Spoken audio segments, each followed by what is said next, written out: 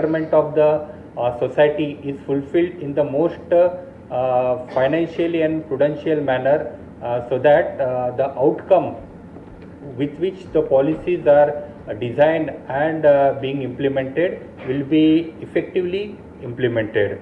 So as far as this conference is concerned, the land is very important element in the society, right? Not in the present context, right? In the historical element also. If you go into the major part of the wars and the various aspects in the history, so land is important element in that. So in the present context, there the land has to fulfill the conflicting interest of the society, because the farmer wants his land for its increasing the productivity, and the citizen also want land for getting the food grain sufficiency. And at the same time, for the industrial development, land is required, and from the forest point of view, ecological point of view, maximum coverage of the forest is required. So land is very important element. So efficient use of the land use patterns is the need of the hour in order to ensure that future generation also have the sufficient resources at their disposal for their effective using. At the same time, the current generation also needs to fulfill their aspirations. So in this way, this Tamil Nadu's vision for the sustainable development has incorporated this one of the important element in the overall policy making. And Tamil Nadu's vision for the $1 trillion economy by 2030 is one of the founding aspect at the efficient land use pattern is important element in that policy. So actually, what are the steps which are taken is that like that green energy, focus on the green energy, and use of the climate resilient structures, so that our whatever the new infrastructure is coming is the climate resilient, and the industry development in order to achieve this Tamil Nadu's $1 trillion economy by not hampering the existing sustainable models of the development.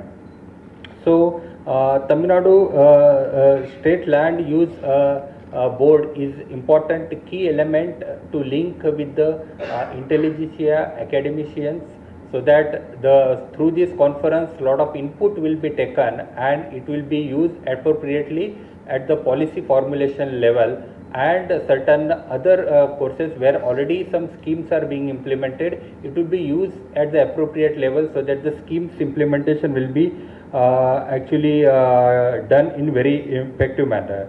So main aim of this our department is to ensure the broader coordination with different sections of this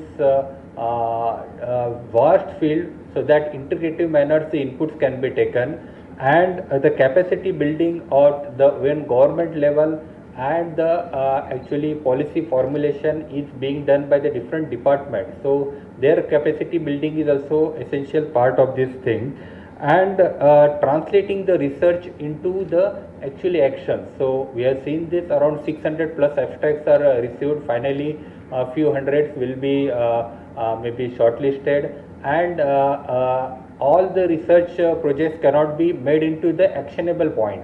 So as a part of the government, we want the actionable research, so that the whatever the research is being done, so it has to be tested with the evidence-based aspect, and it has to be inculcated in a smooth manner into the policy formulation. So with this few words, I want to conclude my talk, and I want to congratulate each one of you for being present here for this 2 days conference. And I must be thankful to the Member Secretary, State Planning Commission, Vice Chairperson, SPC, Honorable Minister, Industries, and all the members of the State Planning Commission for making this conference a reality. Thank you very much. Nandri Vanakkam. Thank you, sir, for your encouraging message which underlines the significance of this conference. May I now call upon Dr. J. Jayaranjan, Executive Vice Chairman, State Planning Commission, to deliver the inaugural address.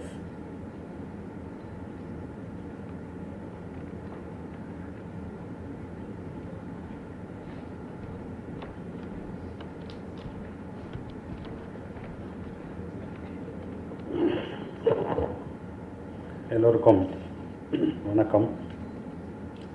Honorable Minister for Industry, Commerce and Investment Promotion, Dr. TRB Raja, our Secretary, Mr. Chavan, and our Member Secretary, fellow members of the Planning Commission, and delegates from various institutions who have come to participate in this two-day workshop. I welcome you all. It gives me an immense pleasure to see such a large participation with immense interest in terms of the contributions in preparing the posters as well as writing the papers for this international conference. In fact, I was floored when our Member Secretary told me that there are about 800 papers that have come, and we have to set up a few screening committees which went through all the papers, and then we also wanted to give chance to the young researchers so that the session on posters was also included in the overall plan of this workshop.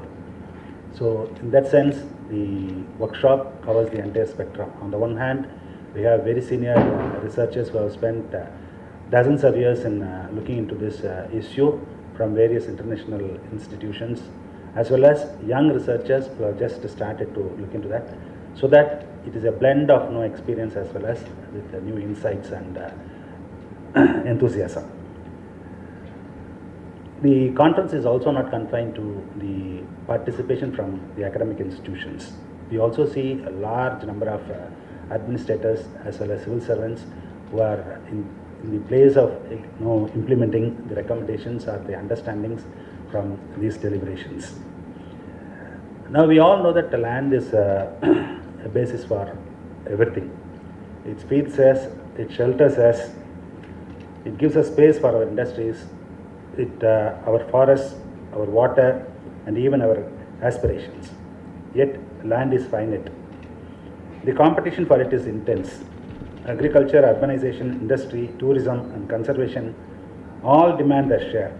The task force before us is to strike a balance to ensure that our growth does not come at the cost of our future generations.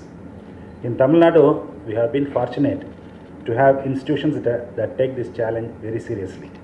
The Tamil Nadu State Land Use Research Board and the State Planning Commission is one such body. Only two states in the country, Kerala and Tamil Nadu, have had the foresight to create such an institution. In many of the aspects, you will find that Kerala and Tamil Nadu are the front runners, and on this count also, we are the front runners. Over the years, the board has taken up studies on built-up area, expansion, local climate variations, seaweed farming, invasive species, and much more. These are not academic exercises in isolation. They have shaped our policies, programs, and planning decisions of the state. I want to particularly recall the work on heat mitigation. The research was commissioned in October 23. The report was submitted to the Honorable Chief Minister in 24. Within months, the government, through the State Disaster Management Authority, acted on this evidence and declared heat as a state-specific disaster in October 24, the first state in India to do so. This is a clear example of research moving quickly into policy and saving lives. Our work was recognized, the state's heat mitigation strategy and the one related studies were presented before country representatives in UNEP forum in Bonn, West Germany. These are the signals that we are not working in isolation but are contributing to global conversations on sustainability. Our one other unit is the Center for Innovation and Governance, which was created with the State Planning Commission in August 24. Its task is to scope innovations across multiple areas and bring them into governance. One example is the delegation from State Planning Commission, which visited Kochi to study the solid waste management practices. What we saw there, decentralized, transparent, and citizen-driven approaches, has been documented as a best practice for Tamil Nadu's Municipal Administration and Water Supply Department, which is now exploring pilots here. This experience is not going to be confined in our reports. It is being presented under Theme 6 in this very conference as a living example of how ideas can travel from one city to another, from one state to another, and inspire change. So, as we begin this conference, let us remind ourselves that it is not just about deliberation, it is about co-creating knowledge, translating research into practice, and building a future where Tamil Nadu can be both prosperous and sustainable. Thank you, and I wish the conference a great success. Thank you.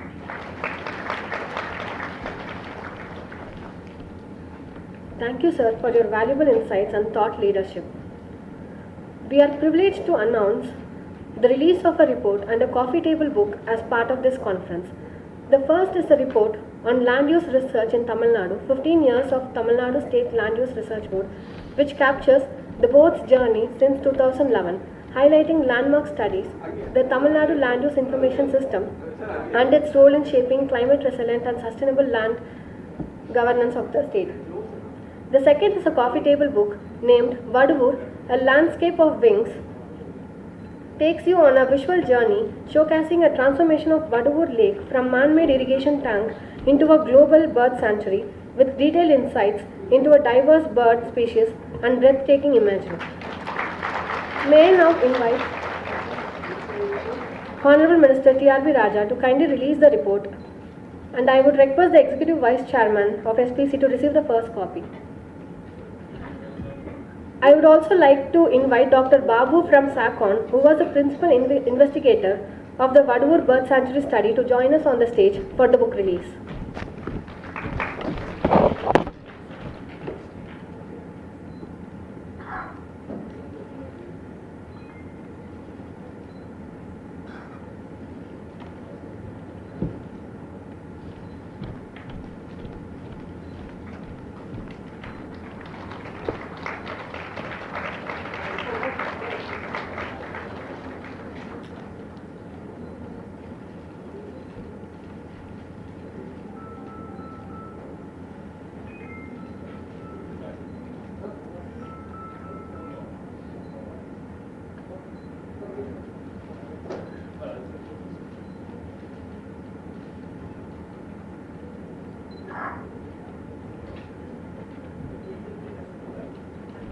Thank you, sir.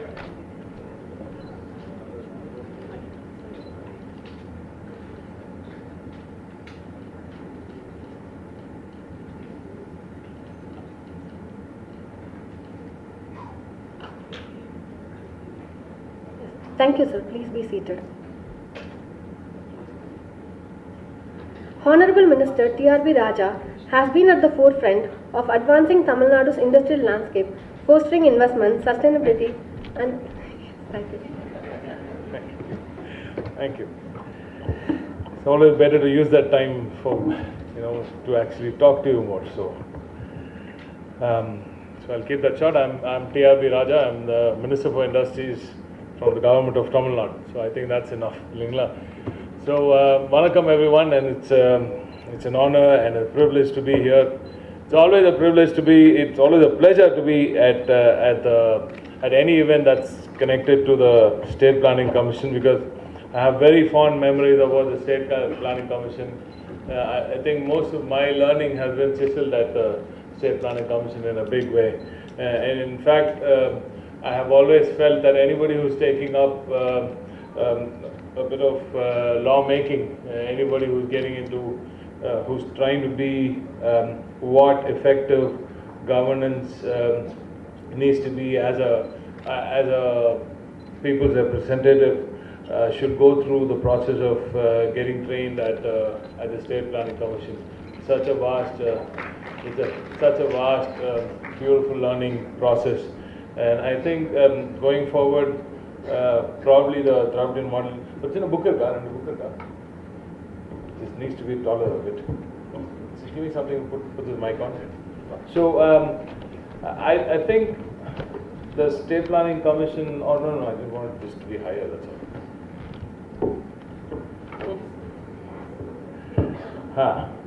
So I think governance is such that everybody needs to, and nobody can just learn governance in a day, and it takes time to be effective at governance. So I would definitely, I've already requested my Chief Minister, I've told him what I've learned from the State Planning Commission, and of course from all the other committees that I've been on, like the Estimates Committee and the Public Accounts Committee. And all these committees, when you go into that, when you study the process that goes into lawmaking itself and the process of governing such a large and beautiful state, there needs to be a lot of learning, and there's a lot of process that goes into it.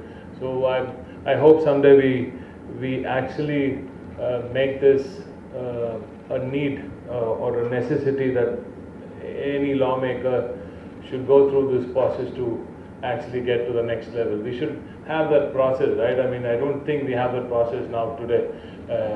It's not simple. It's not that easy to understand governance itself. And I think you need to learn governance before you qualify for any particular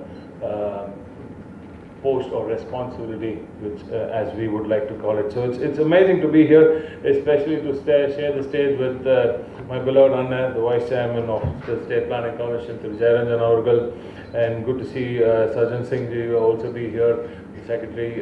Good to see you, sir. And again, amazing to have Sudha Raman, an astute, amazing hand at everything she touches. So. And she's done a fantastic job at being the member secretary of the State Planning Commission. And also lovely to see all my amazing ex-colleagues at the State Planning Commission, and it's good to see all familiar faces sitting here. So thank you. So that's I think I probably overshot the time she would have taken. But that said, first of all, thank you. நன்றி எல்லோருக்கும். தமிழ் தாய் வார்த்தை எல்லோரும் சேர்ந்து இணைந்து பாடிய அனைவருக்கும் எனது நன்றிகளை தெரிவித்துக் கொள்கிறேன். That is the intent of having to sing along. Tamil Thai Vaarthai is never supposed to be played. It's not supposed to be played. A recorded version is not to be played. It's supposed to be sung. That's because we want this to come from deep within. It's to celebrate Tamil. It's to celebrate the language. It's to celebrate the Tamil spirit, which does not mean that this is Tamil pride. This is not that. The celebration of Tamil does not mean that Tamil is above anything. We don't do that here in Tamil. We are a mature civilization, and we know that everybody is equal. And inclusivity is the base of Tamil.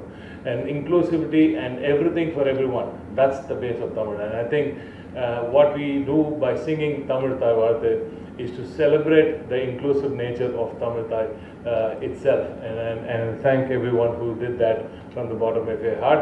Because every time I see that some of us on the stage sing, and then the people who are singing at the mic do that, but a few of them lip sync. But then this time around, I saw many of you sing from the heart. So that's good to see. So as I said, it's not just Tamil Thai that we are celebrating. It's being Indian that we're celebrating. Every time we celebrate Tamil, we're celebrating India. So I hope everybody who's Indian understands the value of Tamil and the culture that it brings into the Indian society itself. And so we don't have anything against Hindi.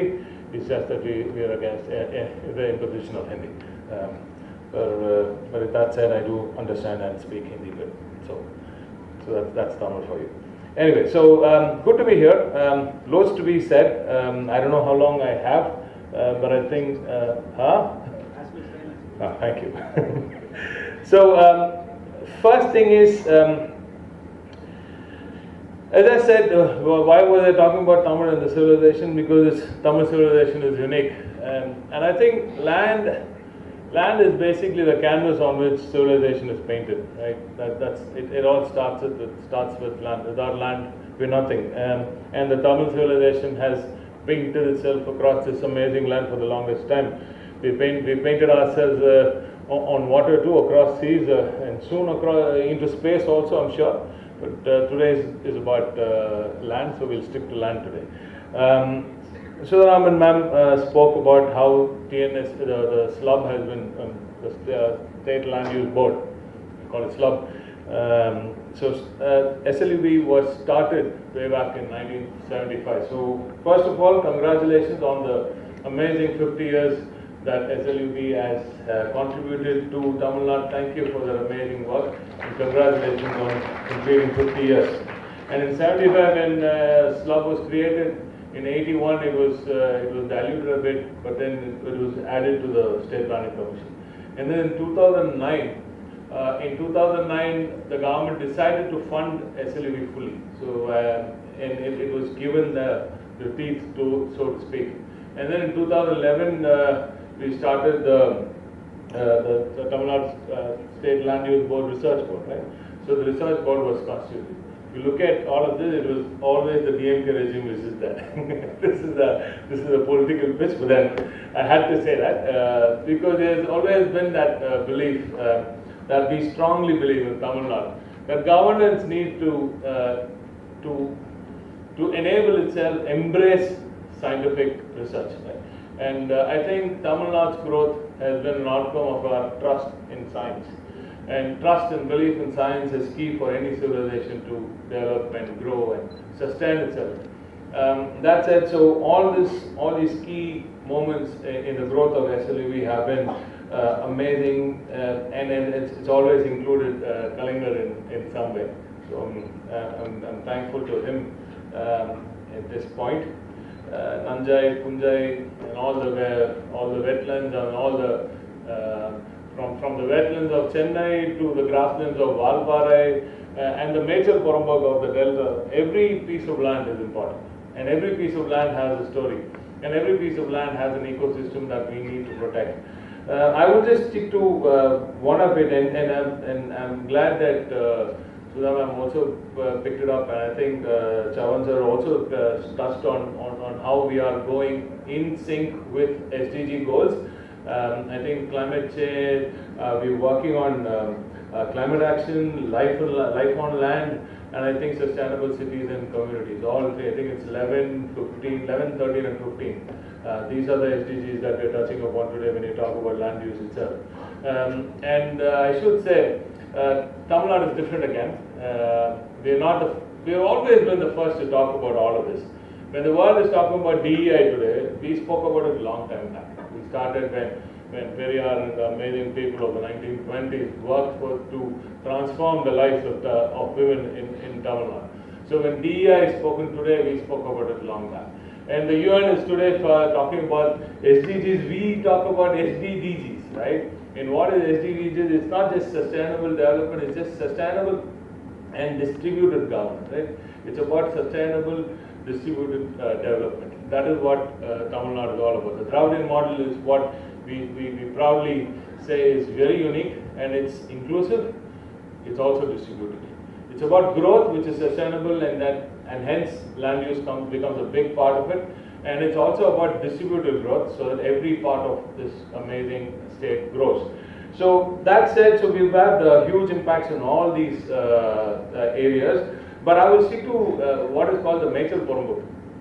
Mechal Porambuk is where regularly, these are all grazing lands, okay? I'll just stick to that one point. There's so many other things that I can talk about, but I think this from the land which I come from the Delta, the Mechal Porambuk is usually considered as unused land which can be used for anything else. But there's this thing that, you know, when you don't hear the song of the Kaudari, it's the Grey Franklin, right? It's the Grey Franklin. It's a very weird, very sweet, very beautiful song. I don't think any of you who've grown in the city would have heard it. It's a very beautiful whistle. It's early in the morning. If you hear the Grey Franklin sing, that means the land is breathing. So I think there's so much linked to saving the ecosystem itself and seeing the value of land and seeing the resilience of the land that you live in. And that particular bird itself, it's just common for people to just hunt it everywhere, and then it's supposedly very good meat, so everybody loves it. And it's just vanishing out of every pocket that we see. But the francolin itself it's an amazing pollinator. It's an amazing pest control. And I think the farmers would probably be richer if we could do research on how the Grey Franklin is attacking one of those pests which are actually going on and causing huge crop damage.